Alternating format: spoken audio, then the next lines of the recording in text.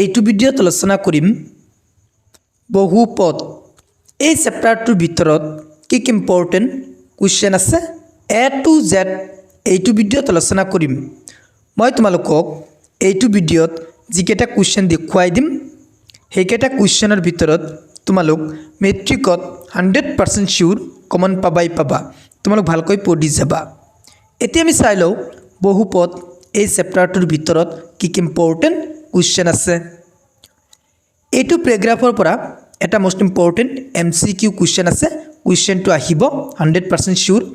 এতিয়া তোমালোক কোনবিলাক ৰাশি বহুপদ ৰাশি হয় আৰু কোনবিলাক ৰাশি বহুপদ ৰাশি নহয় তোমালোক ভালকৈ চাবা।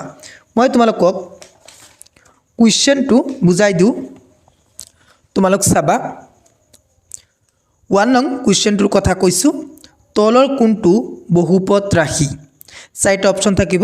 এনেকুৱা টাইপৰ কুৱেশ্যন 100% চিউৰ আহিব। তোমালোক চাবা দেই।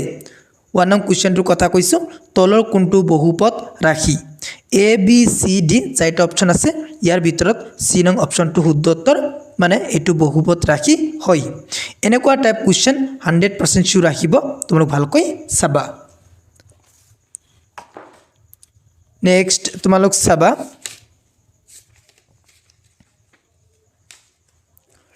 এতিয়া আমি চাম অনুশীলনী 2.1। ইয়াৰ পৰা তোমালোক চাবা 1 নং কুৱেশ্যনৰ পৰা MCQ কুৱেশ্যন দিব। মই লিখিয়ে থৈ দিছোঁ।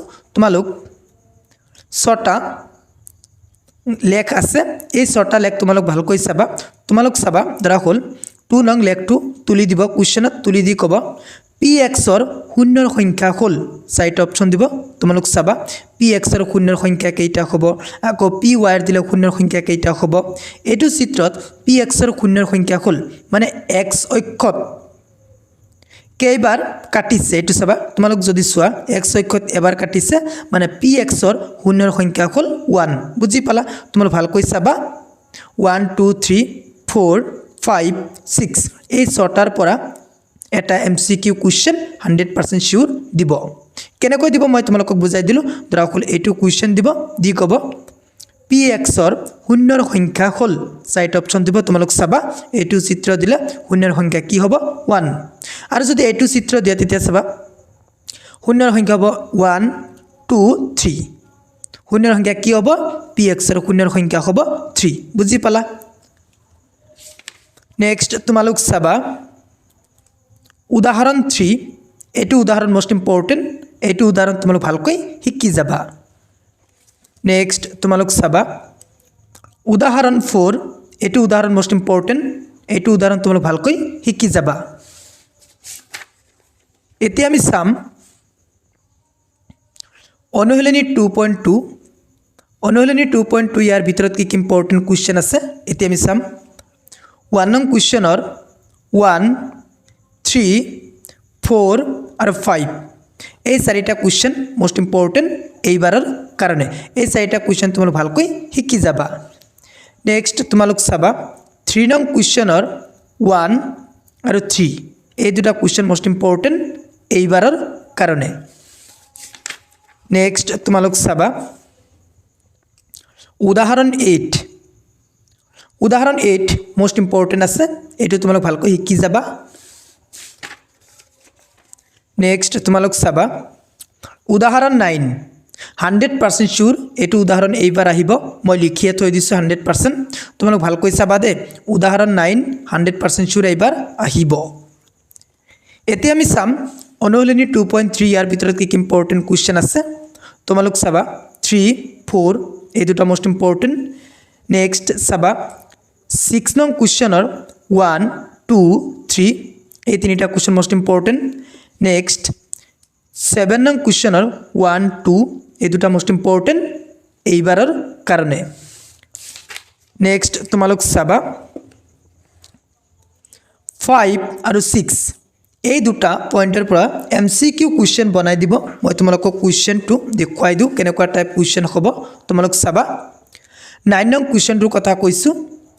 x² + 7x + 10 বহুপদটোৰ শূন্য দুটাৰ যোগফল হৈছে। এনেকুৱা টাইপ কুৱেশ্যন আহিব। তোমালোক চাবা 100% চিউৰ এনেকুৱা টাইপ কুৱেশ্যন MCQ কুৱেশ্যন তোমালোকৰ মেট্ৰিক এক্সামত আহিব। নেক্সট তোমালোক চাবা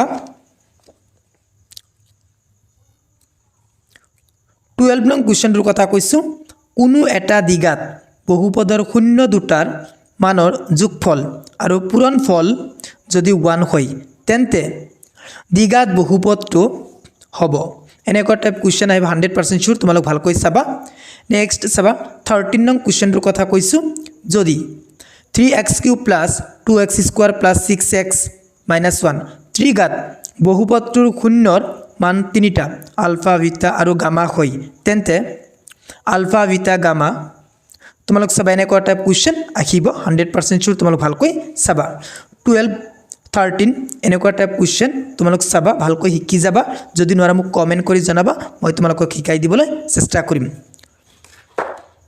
5 আৰু 6 নং এই দুটা পইণ্টৰ পৰা কেনেকুৱা টাইপ কুৱেশ্যন হ'ব মই তোমালোকক এইটো ভিডিঅ' দেখুৱাই দিলোঁ হৈ গ'ল বহুপদ এই চেপ্টাৰটোৰ ভিতৰত কোনকেইটা কুৱেশ্যন আহিব মই তোমালোকক দেখুৱাই দিলোঁ তোমালোক ভালকৈ পঢ়ি যাবা যদি কোনোবা এটা কুৱেশ্যনৰ উত্তৰ নোৱাৰা মোক কমেণ্ট কৰি জনাবা মই তোমালোকক হোৱাটছএপৰ যোগেদি দি দিম যদি তুমি মোৰ চেনেলত প্ৰথমবাৰৰ হোৱা মোৰ চেনেলটো ছাবস্ক্ৰাইব কৰিবা থ্যাংক ইউ ৱাচিং দ্য ভিডিঅ'